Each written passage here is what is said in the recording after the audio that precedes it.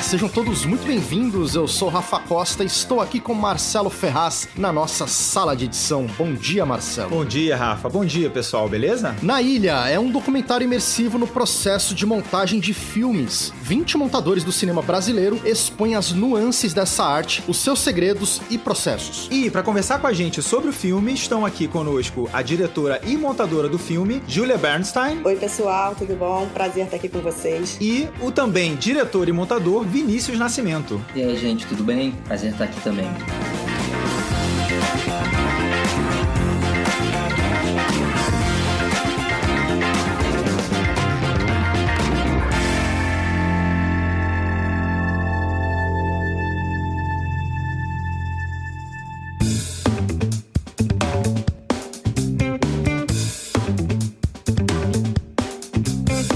Este episódio é patrocinado pela AV Makers. Se você trabalha com produção de vídeo ou foto e quer melhorar seus conhecimentos investindo pouco e sem sair de casa, então você precisa conhecer a maior escola online para filmmakers e fotógrafos do Brasil. São mais de 160 cursos e formações completas ministrados por profissionais especialistas e atuantes do mercado. Você pode aprender desde o básico até o mais avançado com o suporte direto dos professores, além de poder acessar todo o conteúdo de qualquer lugar, até mesmo offline. A AV Makers tem cursos de pré-produção, câmeras, drones, gimbal, Premiere, DaVinci, Final Cut e das mais diversas áreas do audiovisual. Ela é a escola oficial da Blackmagic Design no Brasil e conta com os professores certificados e autorizados também pela Adobe. Pelo valor de apenas um curso, você pode ter toda essa estrutura à sua disposição. Acesse agora mesmo avmakers.com.br e garanta sua assinatura por apenas R$ 99 mensais. Mas esse valor só é possível se você usar o cupom exclusivo do podcast Sala de Edição, o cupom SALA99. E para usar o cupom é muito simples, entre no site avmakers.com.br, faça a sua assinatura e na hora do pagamento adicione o cupom SALA99 para garantir o seu desconto. Este é mais um benefício da AV Makers exclusivamente para você, ouvinte do podcast Sala de Edição.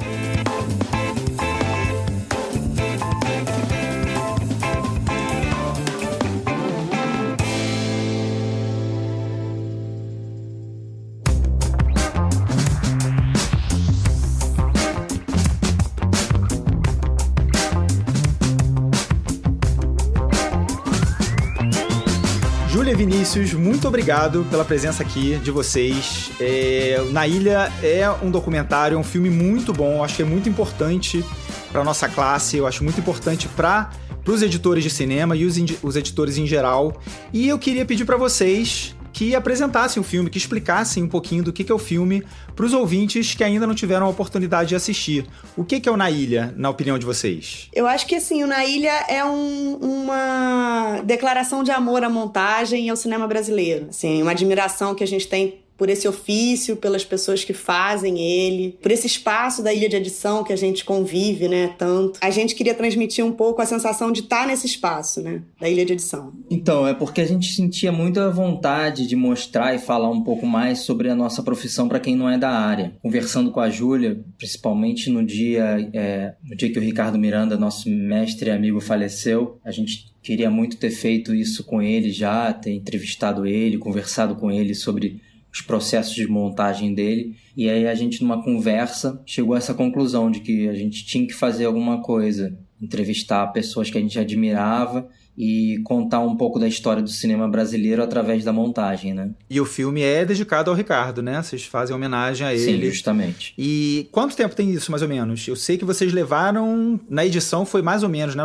O processo de edição foi mais ou menos 1 ano e meio, né? Que vocês ficaram envolvidos. Mas a ideia do filme, quanto tempo tem que surgir o projeto? Acho que tem 8 anos. Uau, legal. Posso estar errada, Vinícius me corrige aí. Não, é por aí, porque foi justamente nessa época que o Ricardo faleceu, e aí a gente chegou a conversar no enterro dele sobre isso, né? Logo depois, eu acho que uma semana depois, ou 2 semanas depois, eu e a Júlia nos encontramos em Santa Teresa, e a gente foi tomar um café e a gente começou a conversar sobre como fazer. E aí a gente não tinha nada, a gente não tinha incentivo nenhum, né? Aí a gente procurou uns amigos que tinham a produtora, que é a Suma Filmes, que é a Bia, que é o Ben Medeiros, né? E o Jonas Amarante. Eles toparam começar a fazer com a gente sem grana, né?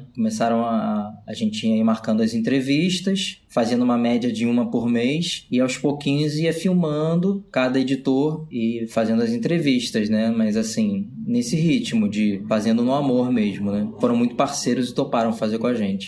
Em paralelo eles também começaram a ajudar, a gente começou a tentar inscrever em editais pela Suma, né? Então a gente tentou alguns editais até que a gente conseguiu um edital do Canal Curta. E aí a gente, com esse edital, a gente conseguiu gravar entrevistas em outros estados, gravar outras entrevistas no Rio, que a gente ainda queria gravar, e também editar o filme e finalizar, né? Enfim. Justamente. Mas essa segunda parte demorou, teve uma diferença muito grande de tempo entre essa primeira parte que a gente começou a fazer sem incentivo nenhum, né? Que nessa primeira parte, mesmo sem incentivo, a gente conseguiu gravar bastante entrevista, né, Júlia? Foi. Tem algumas que a gente não usou no filme que estão no livro, né? Vão estar no livro, que é um outro capítulo que a gente fala depois. Ah, legal. Então, teve um hiato, né? Entre essa primeira etapa e essa segunda etapa que já foi com recurso, né? Aí sim, a gente pôde ir pra São Paulo, a gente pôde ir pro Sul fazer o Giba, aí a gente conseguiu realmente... Teve o Edu Serrano também, né? Edu Serrano a gente trouxe pro Rio. Mas a gente pagou a passagem pra ele vir.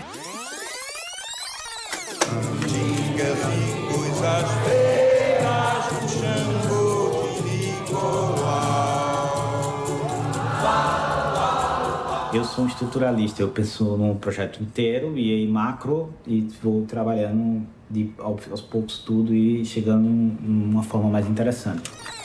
Eu vou aproveitar até para falar aqui um pouquinho dos nomes dos entrevistados. Eu não quero começar a dar spoilers, então são 20 entrevistados. Deixa eu falar uns 3 ou 4 aqui. A gente tem o Giba Assis Brasil, tem o Eduardo Serrano, tem a Jordana Berg, tem a Joana Kohler. Eu fiquei impressionado, realmente, o cuidado que vocês tiveram dessa coisa da representatividade, né? Vocês pegaram pessoas muito diferentes, de lugares bem espalhados pelo Brasil, e eu achei muito legal isso. De tempos muito diferentes também, né? De tempos de produção, de edição, isso. Realmente era uma preocupação nossa, muito grande. Então isso que eu queria saber, se foi pensado ou se foi, não, essas pessoas são as que a gente quer entrevistar e calhou, sei lá, de estar em lugares diferentes. Eu acho que foi um misto das duas coisas, assim. Acho que foi um misto, porque a gente, por um lado, tinha uma preocupação de que fossem pessoas que tivessem trabalhos relevantes, então a primeira seleção era pelos trabalhos, pelos filmes. Então a gente, para indicar uma pessoa, tinha que trazer 3 filmes que a gente admirava daquela pessoa. Então isso era o primeiro critério. E aí, a partir disso, tinha uma série de pessoas, e aí a seleção dentro disso levou em conta a questão da diversidade de pessoas, lugares, tempos. Porque a gente queria também contar essa história do cinema brasileiro um pouco, né? Óbvio que a gente não tem a pretensão de contar a história toda do cinema brasileiro, mas contar através desses filmes que a gente escolheu, né? E desses montadores. E vocês tinham uma lista muito grande, isso depois foi sendo reduzido? Quantas pessoas vocês tinham, mais ou menos, em mente? No começo, foi assim, como eu disse, nessa primeira etapa, a gente foi muito, assim, a primeira entrevistada, por exemplo, foi a Karen Harley, que é amiga nossa, né, e tudo. Aí eu falei pra Júlia, vamos fazer logo com a Karen. A gente queria muito falar com ela sobre vários filmes que ela editou. E aí eu falei, vamos fazer logo com a Karen, que isso vai dar logo um ânimo, assim, porque eu sei que a Karen também fala super bem, e ela com certeza ia falar bem, ia ser uma conversa muito interessante. Eu falei, vamos fazer com ela que isso vai dar um ânimo. E a partir dela a gente começou a ir correndo atrás de outras pessoas que nos interessavam, né? Eu acho que a Joana Collier também era uma pessoa bem próxima, a gente fez, né? Foram pessoas que estavam disponíveis, dispostas, né? Assim, porque eu acho que a gente começou num improviso e depois foi meio que estruturando essa lista, sabe? Principalmente pensando também nesse cinema das regiões, né? Nesse cinema contemporâneo brasileiro que está sendo feito em vários lugares diferentes. Aí eu acho que a gente se organizou melhor. A impressão que eu tive, assim, foi uma coisa muito legal pra mim, particularmente, assistir, né? Eu como editor, como montador. Porque é realmente isso que vocês falaram, né? É uma coisa que não é retratada. Você não vê filmes sobre montagem, sobre edição por aí, né? A gente acha,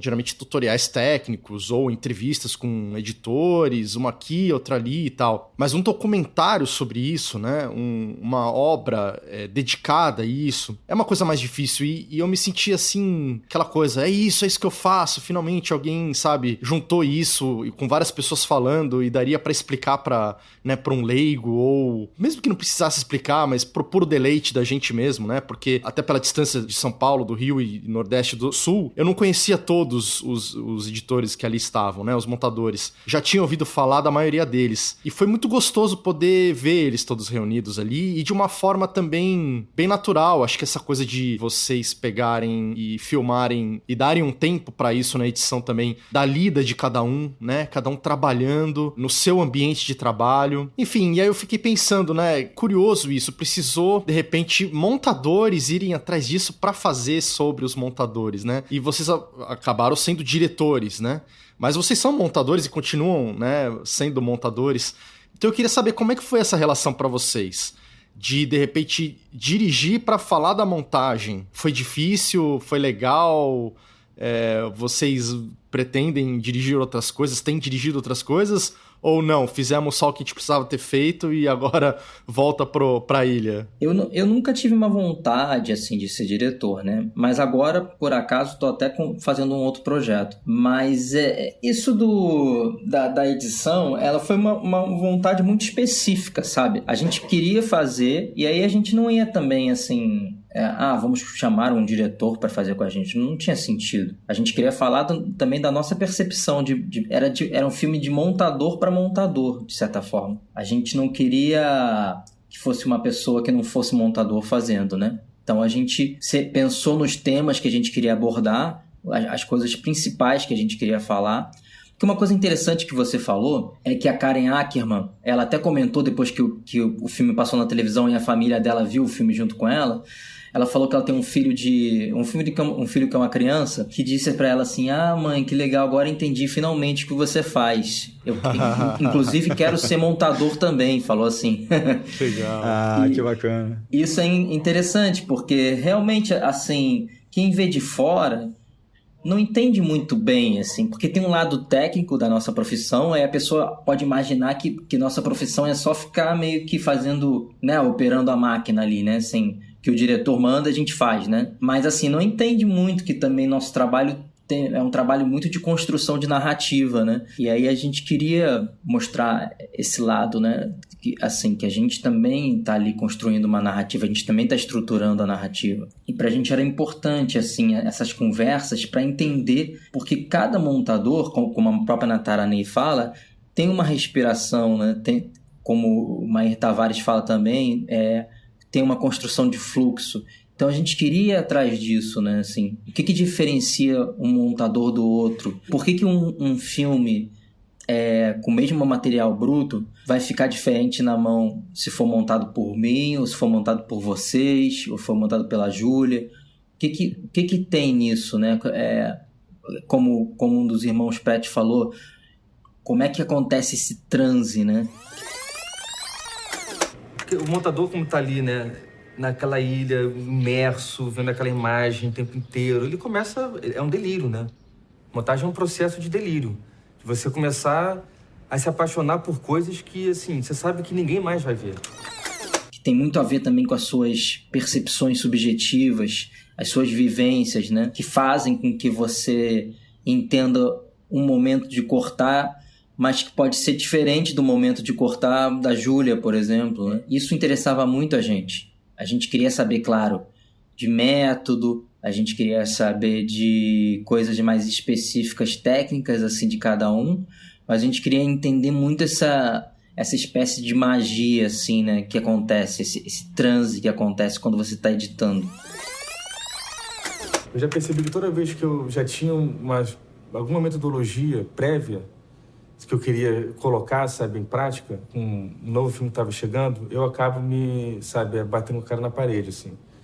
Porque aí não funciona, porque aquilo demandava outro tipo de olhar, outro tipo de postura minha na ilha.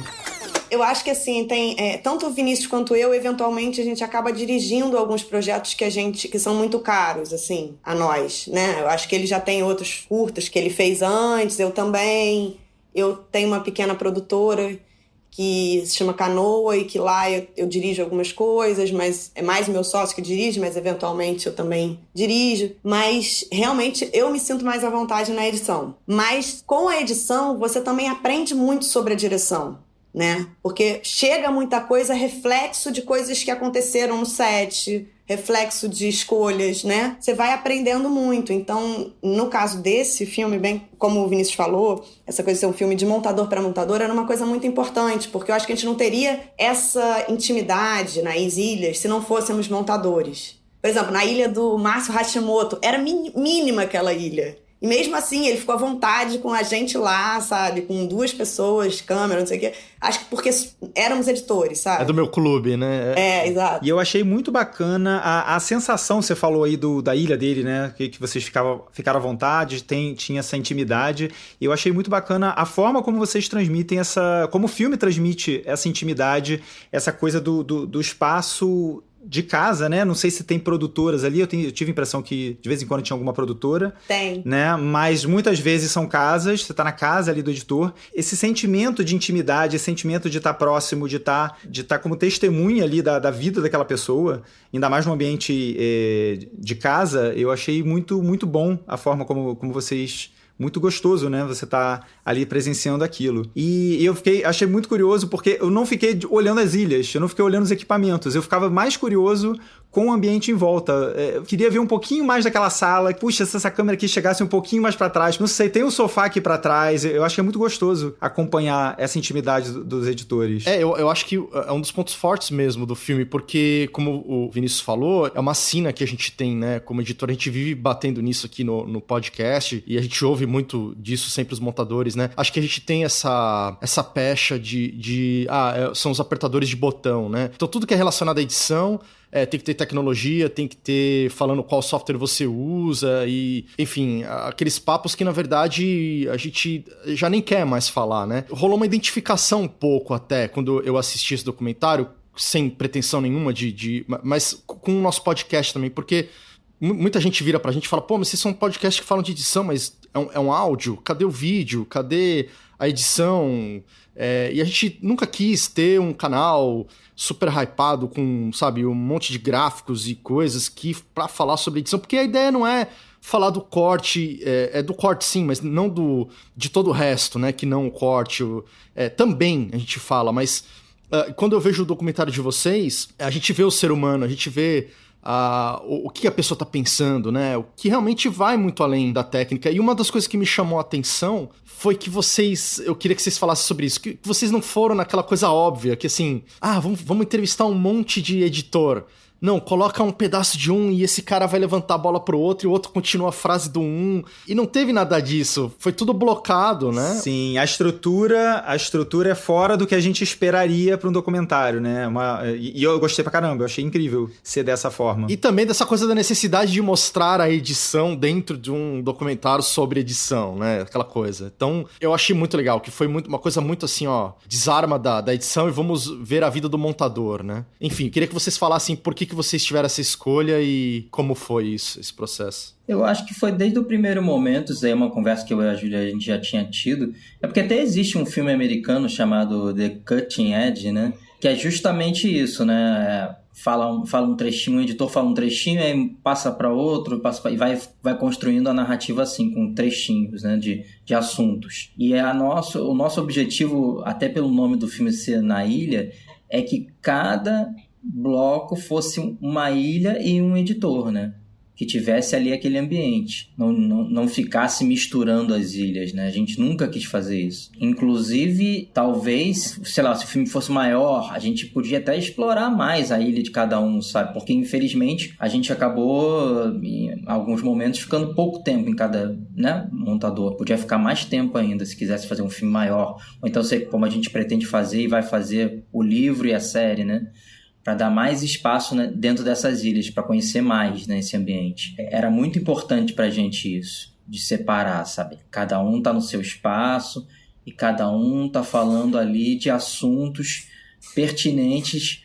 Porque, assim, a gente desenvolvia perguntas, tinham perguntas que eram a base da entrevista, Mas assim, cada entrevista, a gente percebia que o montador puxava para um lado em que interessava mais a ele, assim. Por exemplo, o Márcio Hashimoto, ele falou muito da questão da atuação, de editar ficção, né? Quando o que interessa mais a ele dentro dessa não atuação, quando não está valendo ainda, que o ator está desarmado, como aquilo é mais interessante às vezes do que uma atuação depois do valendo, né? Então, esse foi um exemplo. Já a Karen Ackerman falou muito mais sobre as questões de método, a questão de organização, né?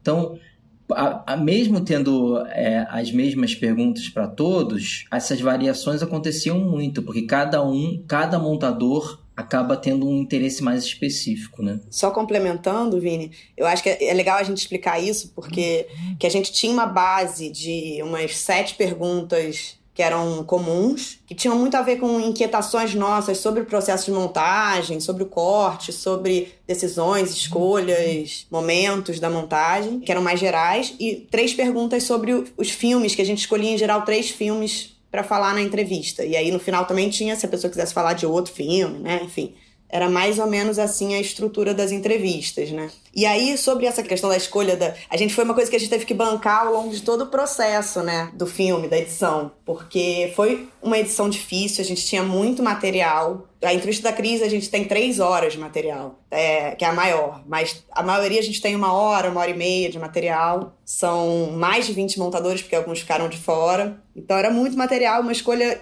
difícil de fazer, como pesar o filme e a pessoa. Então, em vários momentos, a gente tinha uma roteirista, tinha a Natara Ney, foi nossa consultora de montagem. Várias pessoas sugeriram de misturar os personagens, sabe? E a gente bateu o pé e falou, não vamos misturar.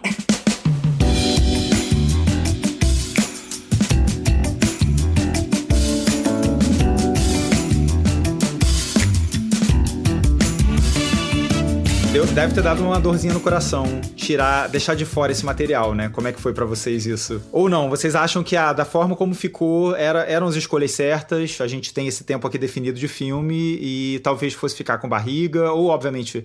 Mas como é que foi essa sensação de jogar fora material, de tirar esses materiais? No início eu tava sofrendo muito, não sei se o Vini pode falar depois, mas assim, eu sofri muito no início. Mas aí depois, quando a gente entendeu que a gente ia fazer a série, o livro... Sabe? A gente ia fazer pelo menos o livro, sabe? Sei lá, a gente ia fazer alguma coisa com esse material, que ele não ia terminar ali. Aí eu fiquei mais tranquila. Porque aí eu falei, não, então vamos fazer um bom filme e depois esse material, o que não entrou vai pra série. Mas algum dos montadores falou dessa coisa do material, de jogar fora, né? Que, na verdade, da responsabilidade que você tem sobre isso, porque só você vai ver, ninguém mais vai ver aquilo, né? Pra mim, pelo menos, a sensação como um consumidor aqui, né? Como público-alvo, né? Uma pessoa que trabalha com isso, que vive disso e que assistiu e gostou, é de eu quero mais, né? Então explica um pouco melhor pra gente e pro ouvinte também, o que vem pela frente e como que vai se suceder isso. Então, realmente ficou muita coisa boa de fora, inclusive muitos entrevistados, porque a gente fez 30 pessoas, 30 entrevistas. No filme só entraram 20, né? Inclusive agora pro livro a gente fez mais algumas entrevistas. E a gente queria muito, né? A gente sentiu, apesar de... A gente sabia que se a gente também começasse a colocar muito personagem, aí ia ficar muito curto o tempo de cada um, entendeu? Isso também não interessava pra gente. A gente queria que tivesse pelo menos um tempo base para que a pessoa pudesse desenvolver uma ideia. E lembrando que a pessoa tinha que desenvolver uma ideia e ainda tinha que ter o exemplo, né, do filme, né? O exemplo da montagem, que era uma coisa muito importante ter no filme.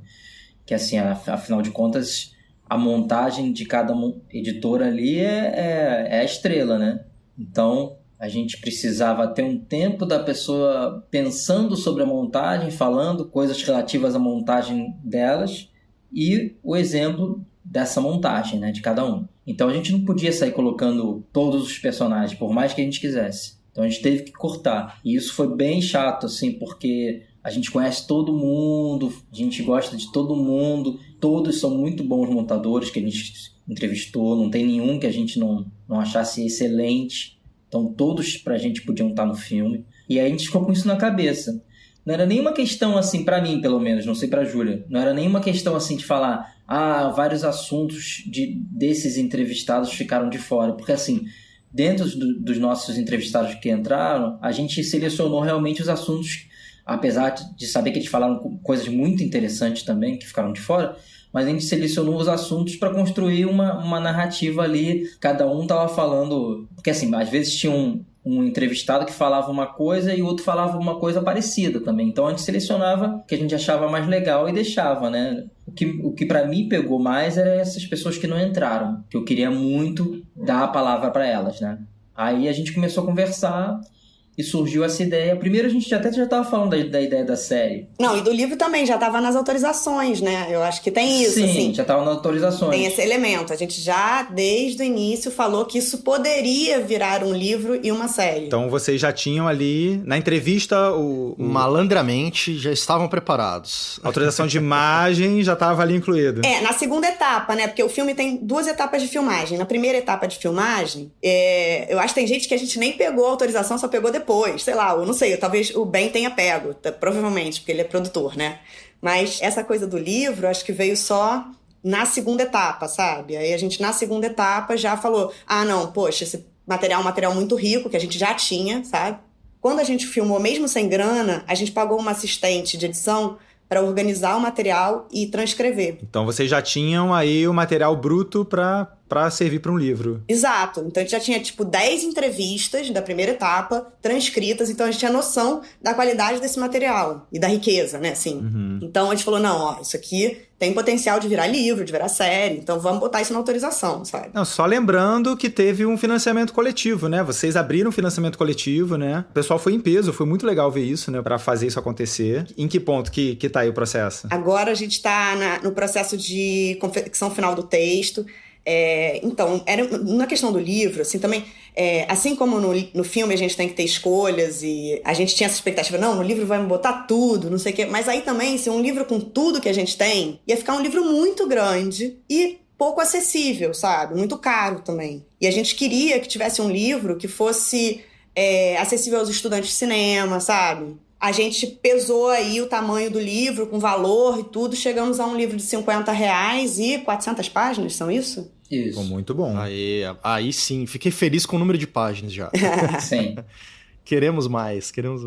Mas e como é que é, por exemplo, nessa questão do livro? Porque aí já é outro mundo também, né? Vocês pegaram alguma consultoria de algum editor de livro? A gente convidou o Piero Sbradia, que ele é, assim, o Piero, não sei se vocês conhecem ele faz uma live, acho que agora é domingo. Chama 3 em Cena, né? É ele, o Juca Badaró e o 3 em Cena, isso. E aí, por acaso, eu vi uma live com a Cris Amaral e eu gostei bastante, e aí eu não lembro exatamente como foi a ordem, se a Júlia já tinha falado que o Piero tinha feito um livro, ou se eu descobri nesse momento. O Piero entrou em contato comigo porque ele queria ver o trecho da Cris no Na Ilha, porque, enfim, ele não tinha visto Na Ilha e ele queria pelo menos ver o trecho da Cris. E aí eu fiquei trocando mensagem com ele, aí nisso ele entrou, né, nessa jogada, a gente convidou ele, resolveu convidar ele para fazer parte da equipe do livro, porque ele tinha lançado esse livro. Isso, ele lançou esse livro sobre documentário pela editora que a gente vai lançar o nosso, que se chama Chiado. E aí, como ele já tinha um contato com a editora, já tinha acabado de fazer um livro, a gente convidou ele, e ele é jornalista também, né? E foi ótimo, porque aí a gente também,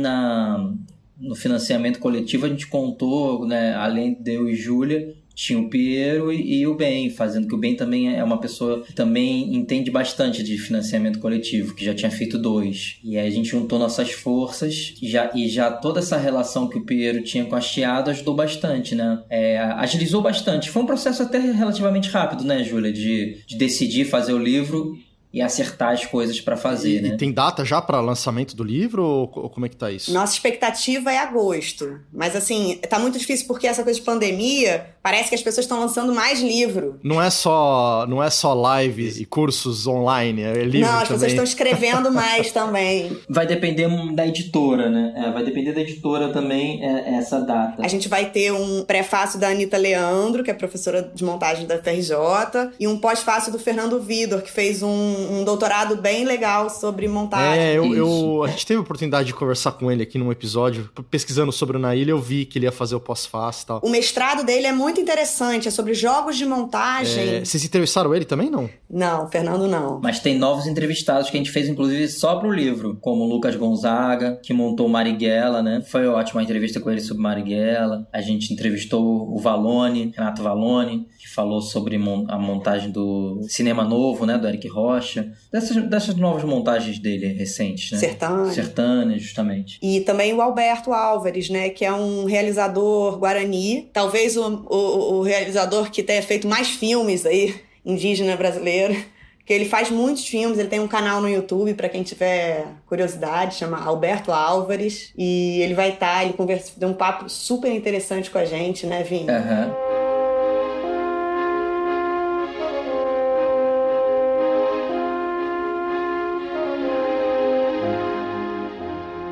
Eu fiquei lembrando aqui vocês falaram da Karen, né? E ela comentando o começo, né, da carreira dela. Eu comecei, num primeiro momento, observando um amigo montar trailer de filme pornô, de madrugada. Porque aí eu fazia todo o processo com ele, assistia o filme e via como é que ele montava o trailer.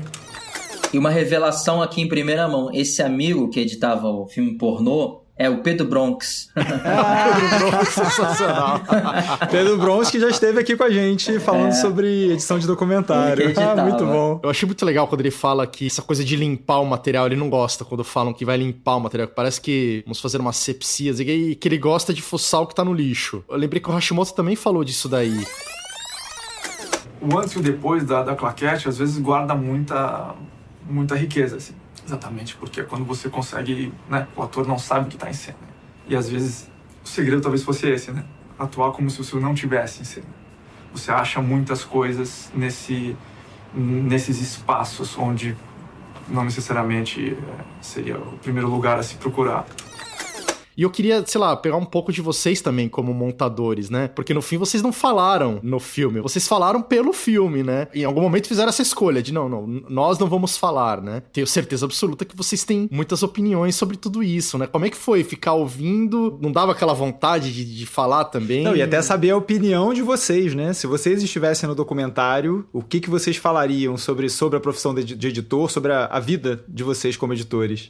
Então, pra mim foi muito mais uma coisa de um aprendizado, né? Eu acho que, assim, são pessoas que estão aí, tem uma trajetória incrível, sabe? Seja novas ou mais velhas, ou... Eu brinco que foi um mestrado de montagem. Foram verdadeiras aulas. Justamente. Falando bem sério, eu me senti crescendo fazendo esse documentário. Pra mim foi realmente assim, é como se a gente tivesse tido aula com os maiores montadores brasileiros, assim... Foi um privilégio, sabe?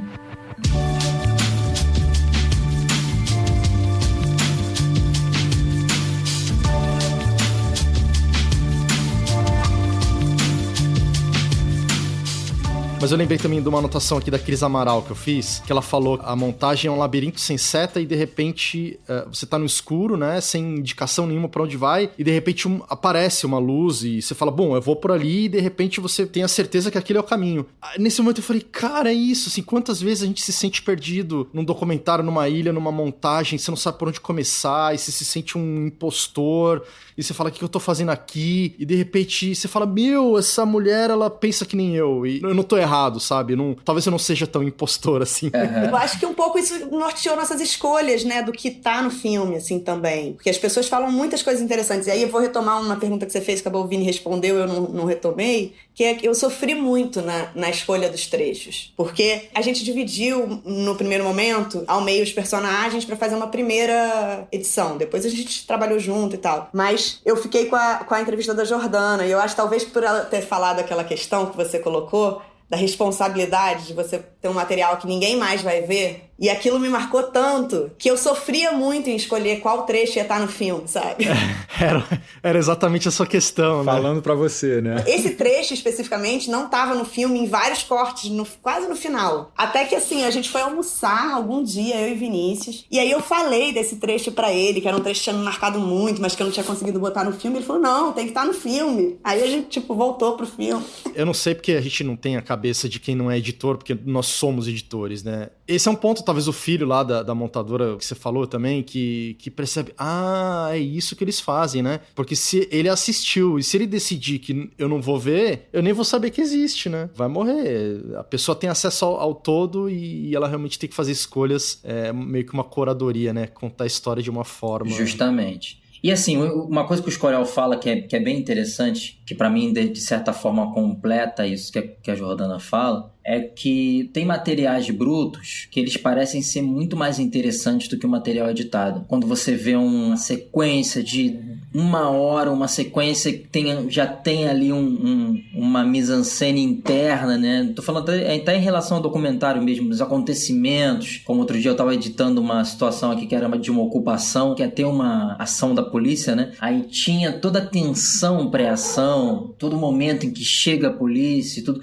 E aquilo tudo era um plano de sequência, sabe? E assim, às vezes você corta e você tira, né, essa experiência, essa respiração desse momento. E você tira justamente esse poder, né?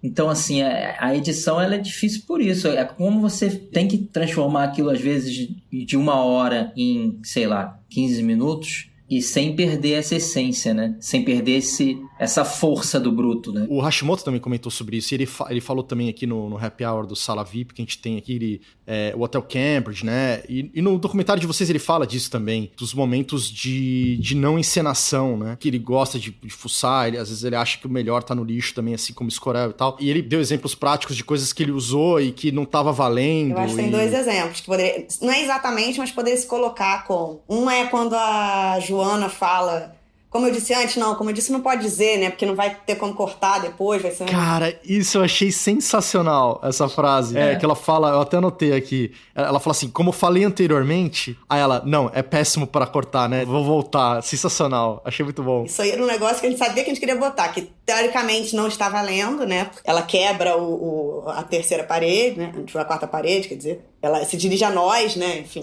é maravilhoso, né? E o segundo momento que eu ia falar é o da Vânia Debs, né? Você vê que nos outros as pessoas não se dirigem a gente, né? A gente pediu pra todo mundo ficar como se a gente não tivesse ali, né? E a Vânia, ela fica lá, ela começa a errar, e aí ela fala, tô em luta com esse programa de edição, prometi que é o último que eu aprendo. É sensacional. Eu acho que ela tá ali no Premiere, né? Ela tá começando a trabalhar no Premiere, pelo que eu entendi. É legal, eu gostei do que ela falou assim, que a montagem faz milagres, mas não faz todos os milagres.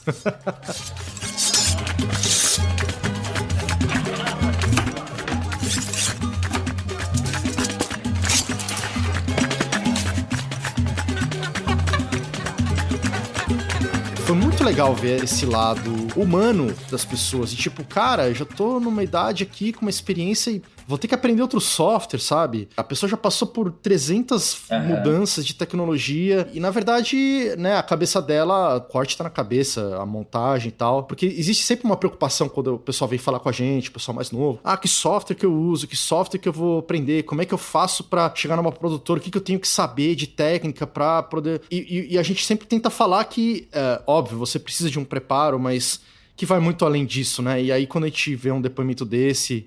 O Lucas também sempre brinca que ele dá umas catadas de milho, às vezes, numas edições e tal. E é muito bacana, dá um conforto, tira um pouco o peso, né? Mas era justamente para isso também, né? Além de ser para mostrar para as pessoas que não são da área, para também dar cara, né, a audiomontadores, porque às vezes até a gente de dentro do meio audiovisual não conhece, né? Pessoas não conhece o rosto das pessoas, porque parece que o montador é um pouco invisível também, né? E para vocês, como é que foi saber que vocês, como montadores, seriam vistos e analisados até por outros montadores? Deu um friozinho na barriga? Nossa, deu demais. Isso, a Júlia, eu e a Júlia, a gente discorda um pouco, porque assim, na verdade, não é porque eu acho que a gente fez uma excelente montagem, nada disso, mas na minha cabeça, eu sempre achei que essa montagem nossa, ela tinha que ser a mais simples possível. A Júlia vai dizer provavelmente que o simples é difícil, e realmente é difícil.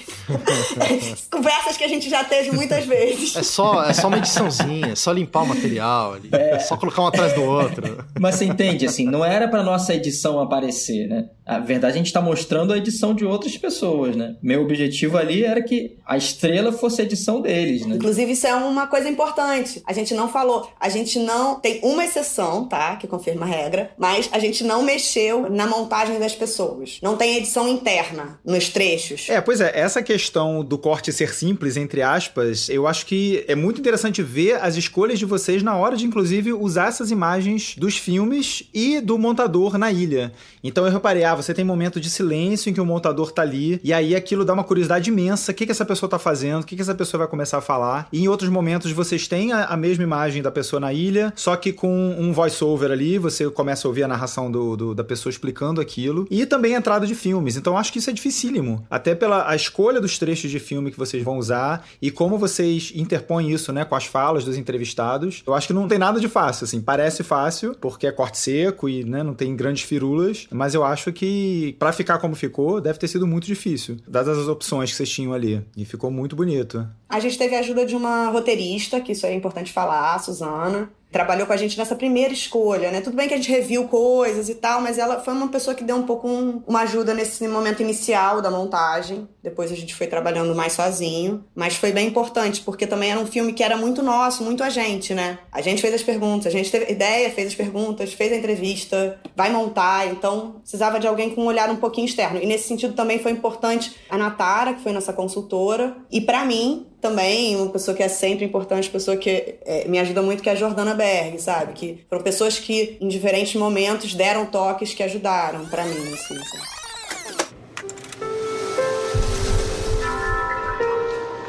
Por exemplo, a andada dela no mar era uma maneira de ter uma respiração, você sair daquele, né, e você ir para transitar por outras linhas sensoriais. Como é que eu corto no ápice de uma fala, ou, né, para que aquela fala ela vá reverberando, né, a sensação que eu estava falando no plano anteriormente, né, que não podia falar isso, porque é péssimo, para depois cortar, não sabe, mas essa coisa assim de que um pouco uma fusão, né, a sensação de fusão. Se você corta a música ao meio, a tendência do espectador é continuar aquela melodia para cima do plano seguinte, né? Mas realmente é uma dificuldade, né? Parece que quanto mais você quer passar desapercebido, mais difícil fica, né? Não sei, eu tenho essa sensação. Eu, no meu trabalho, geralmente, quando eu posso, né, claro, não é todo filme que você pode fazer, né, é todo projeto que você pode fazer isso. Mas eu gosto de deixar, assim, as costuras aparentes, sabe? Eu não fico escondendo costura, eu gosto de deixar as costuras aparentes. Isso, pra mim, eu uso como um artifício, né? Mas nesse filme, não teria muito sentido ficar tentando aparecer, né, a montagem. Isso que eu quis dizer ser simples, né? Sim. Sabe, eu não queria que a gente fosse, Júlia, já que é um filme sobre montagem, vamos fazer uma montagem super virtuosa, vamos arrebentar nessa montagem, né? E simples nesse lugar, mas não é que seja fácil não, mas... Não, e ao mesmo tempo arrebentaram, né? Não fazer o que se espera, né? Também. Porque o esperado era The Cutting Edge, o esperado era o ninho do audiovisual, Estranho Mundo do... O Estranho Planeta, os dois seres audiovisuais. É maravilhoso. É maravilhoso, mas eu tava esperando algo daquele tipo, algo nesse formato, que seria talvez o óbvio, a primeira coisa a se pensar das poucas coisas que a gente teve disponível sobre edição, que é um material, sei lá, dos anos 2000, começo dos anos 2000, e tá aí até hoje servindo de referência pra todo mundo. E aí, de repente, é o choque de tipo, não, eu vou ver, vocês falaram do Pedro Brons, né? Fica um tempão ele lá na ilha dele, sabe, editando, esqueci o nome dela, brigando ali com o software, entendeu? Coisas, você fala, cara, que genial isso, sabe? Não entraria nunca ela brigando com o software dela coisas sobre montagem e tal, tipo, não vamos mostrar que o editor passa dificuldade, o editor é um gênio, né? E não, ele fica puto com o software, a coisa que a gente mais fica é puto com o software, total, né?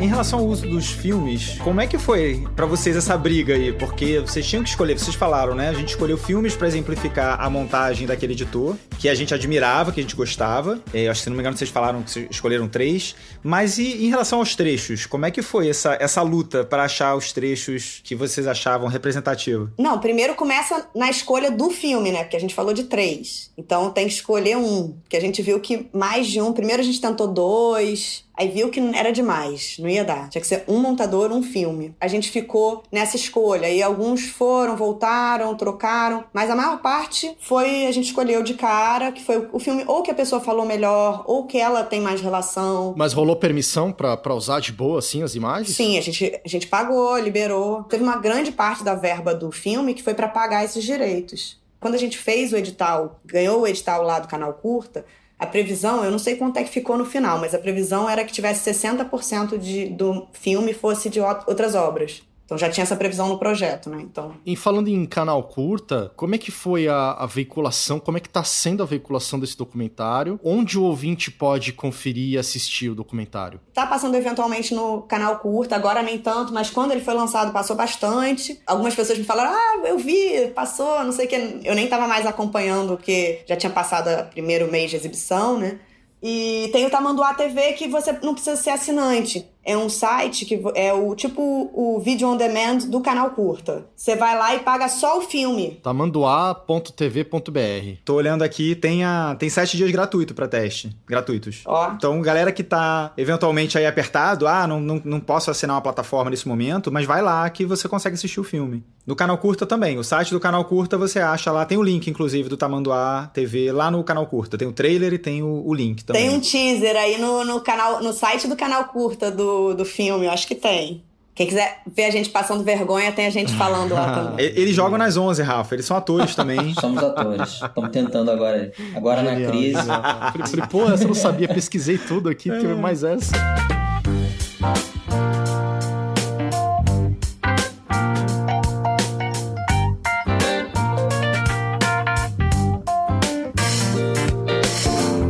Poxa, gente, muito bom esse papo, Júlia e Vinícius. Adorei conhecer vocês. Eu fiquei feliz de conhecer, ver o rosto de vocês aí e já tinha ouvido muito falar de vocês. Parabéns pelo trabalho, né, Marcelão? Muito bom. Trabalho aí fantástico que eles fizeram e a gente tá muito feliz de ter vocês aqui. Muito obrigado, gente. Adorei conversar com vocês e super valeu por vocês verem o filme, gostarem. A gente fez pra isso mesmo, assim. Queria aproveitar aqui para agradecer todo mundo que apoiou o projeto do livro. Em breve, talvez não tão breve quanto a gente gostaria, mas em breve, o livro vai estar chegando aí para vocês. Queria agradecer muito o apoio de todo mundo e queria agradecer também a Adriana Garuzzi, que ajudou a gente com a comunicação digital do crowdfunding. Sim, justamente, sem vocês o livro não ia acontecer e foi maravilhoso. Ah, que legal. E quem tá ouvindo agora e não participou, não teve nesse momento aí do crowdfunding, vai ter oportunidade de comprar o livro também? Vai, sim. Sim, vai sim. Ele vai estar disponível em diversas livrarias. E tem também o site da Chiado. Na época do lançamento, eles fazem uma promoção que o preço do envio é fixo. Então, e um descontinho no livro. E aí eles fazem uma promoção de lançamento. Então vai dar para adquirir e depois nas livrarias também. Poxa, sensacional. Ah, que legal. Vamos ficar ligado.